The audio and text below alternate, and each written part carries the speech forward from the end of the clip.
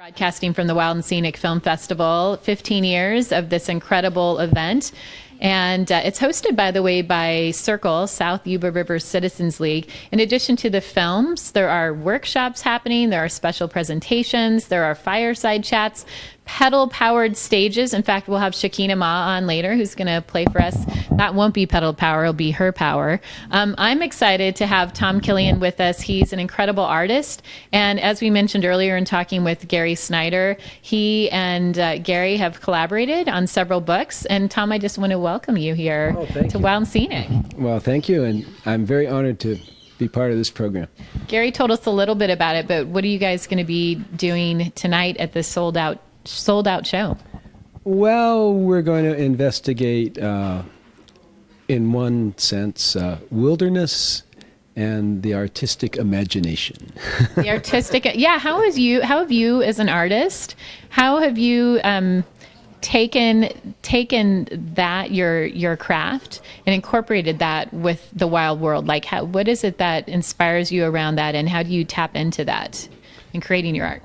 Well, yeah, my art is really very much inspired by, the natural world, and that's where I get all my, I start by going out and sketching in nature, and a lot of times it's, the natural world without much human presence felt. Sometimes if I'm in the Bay Area, there's houses and things, but generally, my favorite place to sketch is the Sierras. And I probably have more sketches that I'd like to turn into prints than I have of the Sierras than I have of anywhere else. Can you tell us about a moment or a story when you were in the Sierras and one of your pieces that came from that as a result?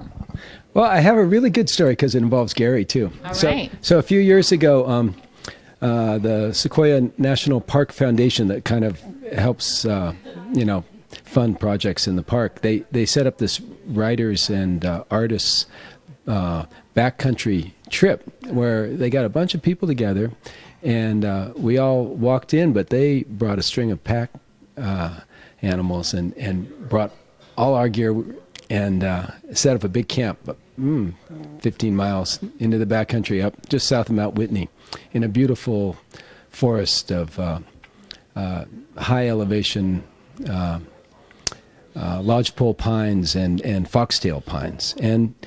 And Gary and I took a little hike one day from the camp out to a beautiful area of foxtail pines. And on the way back, I noticed these two lodgepole pines that were growing together. They were really one tree that, the root base probably was all interlaced, and two perfect trees right next to each other.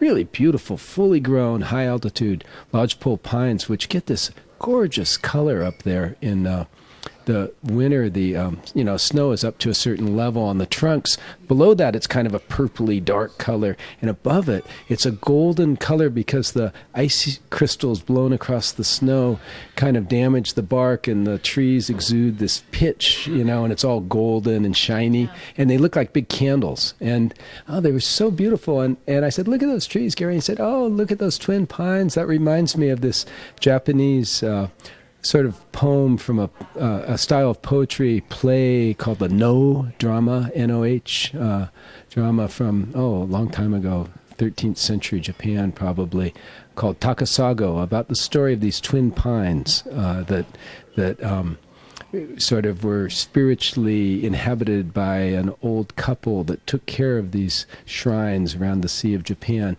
And I went down to the camp, and I grabbed one of the folding camp chairs, and I went back, and I got to sit there long enough to do a really beautiful sketch, because usually I'm sitting on a rock or a piece of wood that's got splinters sticking out of it or something. Yeah, there's some discomfort. And I can't just really settle in and draw. So I did a really detailed sketch, and then I carved a set of wood blocks of those and did a color wood block print, which is an edition, of course, on handmade Japanese paper of the twin pines.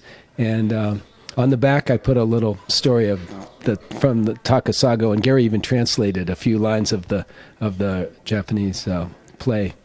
And are you going to do a good project? That is. Are you going to feature any of that tonight? Well, We're not going to show any art No? tonight, but there's a film about how I make my art. Okay. I know, because you mentioned you use wood. Yeah, I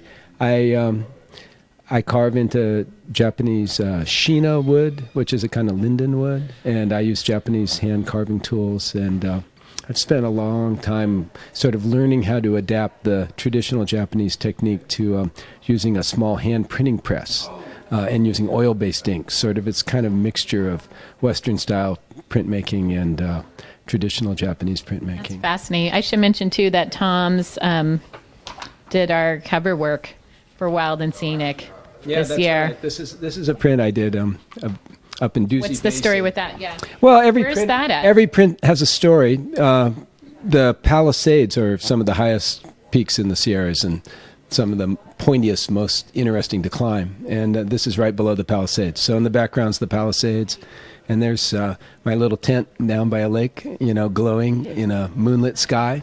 And it was a great big vertical print, as big as I can do given the limitations of my materials. That's really cool. I was talking to Gary about this, but in creating the theme at the edge, when's the moment for you when you were at the edge and you had to take that leap of faith? And sometimes that's around for personal or making a positive difference or impact. But what was one of those moments for you? Oh my gosh! Well, I hadn't thought about a personal moment of at the edge, but yeah, we come to the edge of a lot of things, and we have to make decisions about stuff. What's one that you did?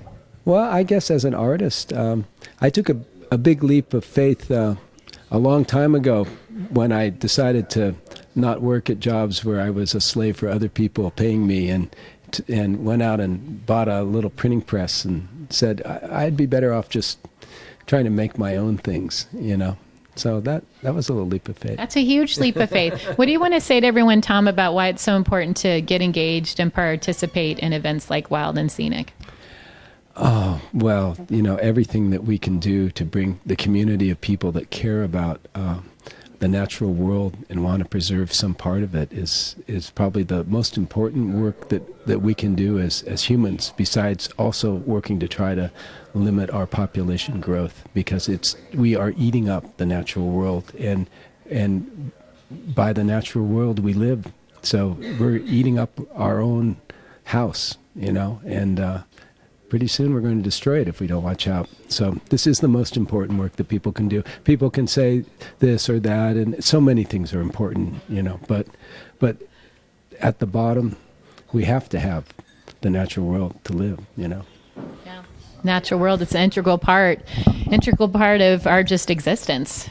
Yeah, and certainly for my art, it's where it all comes from. The natural world is so diverse and infinite in its beauty that you can investigate any part of it, and you're going to find endless things to be involved in.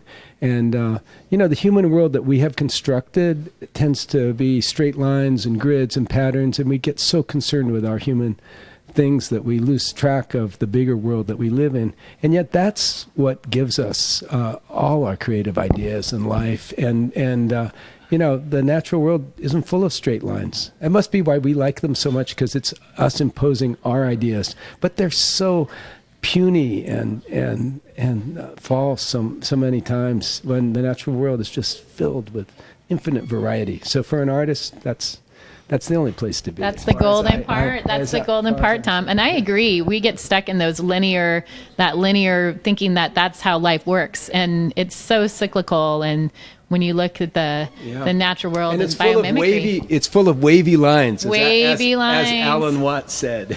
So true. Yeah. Squiggly lines. We're experiencing that right now. You're always experiencing that. Tom, thank you so much for joining us here at the Wild and Scenic Film Fest Media Lounge. Thank you for being here, and for also just being here with Gary and the work that you guys are doing together, and for also tonight.